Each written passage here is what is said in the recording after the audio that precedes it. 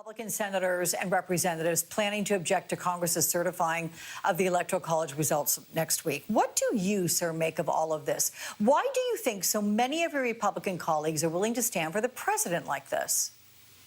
Well, it's outrageous, and it shows that Trump's shadow still hovers over the Republican Party. Some of us thought that after he lost by over 7 million votes, that Republicans would strike some independence. But this shows that they still fear Trump's tweet. They still fear Republican primary challenges. And you have very few senators, Senator Sass, Senator Romney, who are willing to speak up for the country. And they're saying this is a fire. I mean, this is really setting on fire American institutions.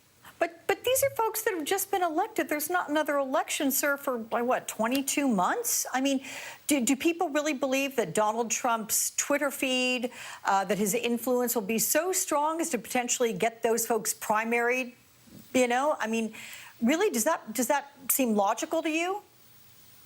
Alex, I think that's the fear that's driving it. I mean, it's hypocritical. As you pointed out, these people were elected in the same election whose results they're questioning. So on the one hand, they're saying these elections were legitimate in electing us, but they're not legitimate in electing Joe Biden. So logic doesn't apply. But you saw President Trump tweet out against Senator Thune and saying that we want a primary challenge. And this is something that members across the House and Senate fear. They know that he has an energized base in the Republican Party. And they think that if Trump is against them, it's going to make their life harder. And then those like Josh Hawley, who want to run for president, are trying to pander to the base of voters that voted for Donald Trump.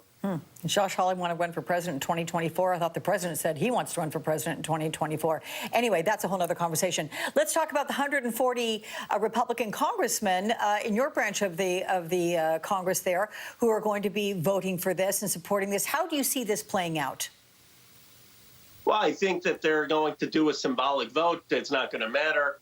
The House will certify the election. The Senate will ultimately certify the election. But here is the damage. The damage is that millions of Americans are going to question the legitimacy of our process. It's going to prevent us from doing big things, from giving President Biden a chance in governing in a way that makes America competitive. I mean, for all of the Republican rhetoric about how we have to compete against China, they're hurting our democracy's ability to compete and doing real damage.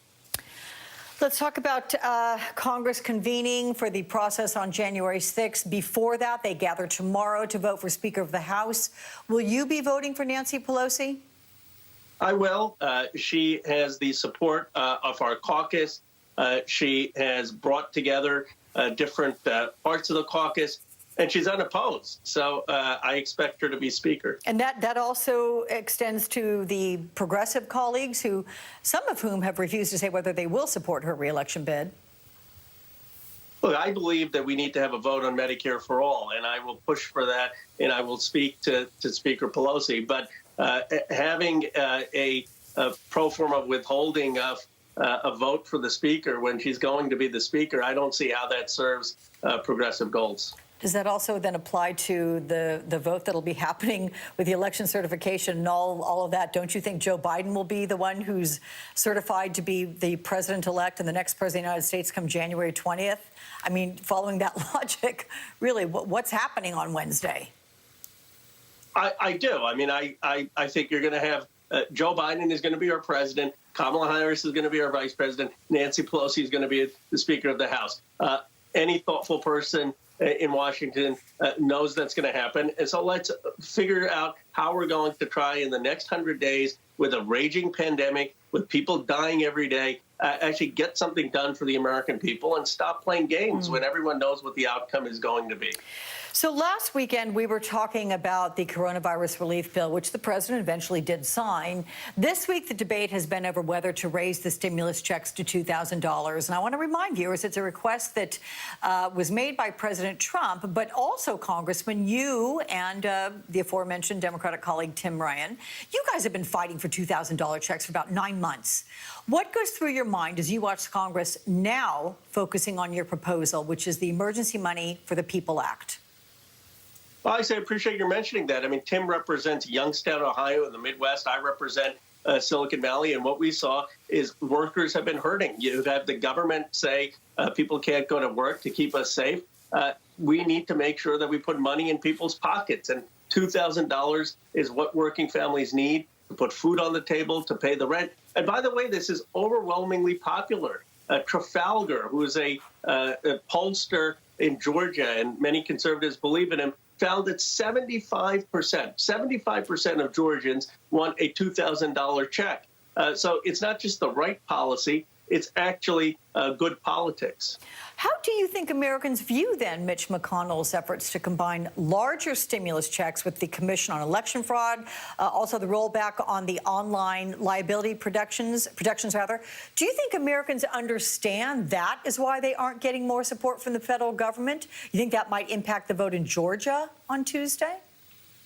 I do think it could impact the vote in Georgia, especially if Trafalgar's polls are correct. I think what they dislike about what McConnell is doing is the gamesmanship. I mean, if Mitch McConnell wants to come out there and say he doesn't think that the country can afford to give people $2,000 checks, and he thinks that that's not a worthwhile expenditure, fine, let's debate that. I mean, I seriously disagree. But to play games in not allowing a clean up or down vote on it, that is what upsets people. That's what people hate about Washington. Give people an up or down vote, say where you stand, and then let the process play out. Yeah. Leader Mitch McConnell's Louisville home has been vandalized, and we're going to show a picture of it. Messages like, "Where's my money?" Speaker Pelosi's New Year also involving vandalism there. Her San Francisco home spray painted with messages. That's McConnell's. The other one was Pelosi's. But hers say, "We want everything." How do you feel about this, Congressman? Does it concern you? I mean, who do you think is doing this? Are they outliers? Or do you think it is indicative of growing sentiment of anger and frustration over the lack of more relief? Well, first, it needs to be clearly, unequivocally condemned. In American democracy, we do not destroy property. We do not threaten other citizens or other elected officials, no matter how much we disagree. That's what makes us distinctive as a country, that we believe in the rule of law, that we believe in resolving things through dialogue. There is enormous frustration out there in this country. I understand that there's enormous anger that Congress hasn't been able to get things done. But we have to stay true to what makes us Americans, and that is still a belief in democracy. And I believe if people mobilize and if they come to Capitol Hill and if they write to members of Congress, that will be more effective than this kind of vandalism. California Congressman Roque.